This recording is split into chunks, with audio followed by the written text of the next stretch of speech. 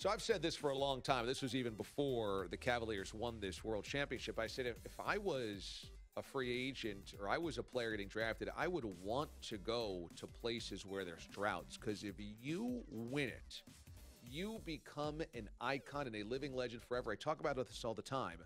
Your post-playing career can be as profitable as your playing career in some ways because you'll never have to really grind again. Now, granted, the money is so big now that maybe just getting one of those contracts, two of those contracts, you never have to worry about working ever again. But when you are attached to a team that wins, that breaks a curse. I mean, think about the 2004 Red Sox. Those guys are still living high on the hog.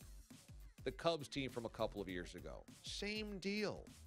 When you are that team that breaks that curse. I mean, look, this year, the New York Giants once again trotted out their Super Bowl champions. Every week was a different guy, every ceremony, every Ring of Honor. They're all over the place in New York. And that was a team that was their third Super Bowl championship.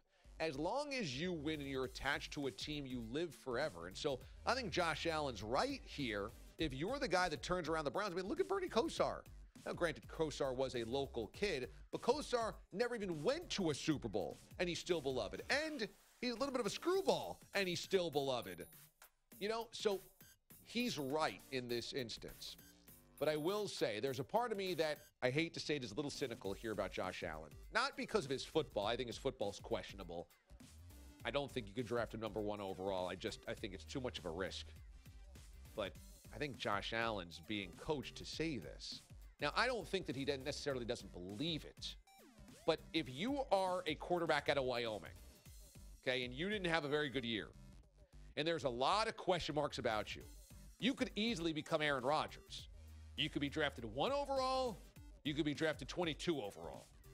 You could slide to the end of the first round.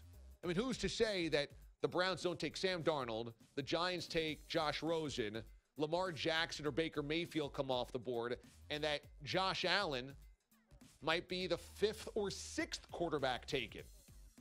You got Mason Rudolph in there. You know, yes, the teams and the league need quarterbacks. There's always quarterback needs. But Josh Allen could easily slip to the end of the first round. And you know the money difference between the number 1 pick and the number 27th pick? The number 1 pick and the first pick of the second round like Teddy Bridgewater was?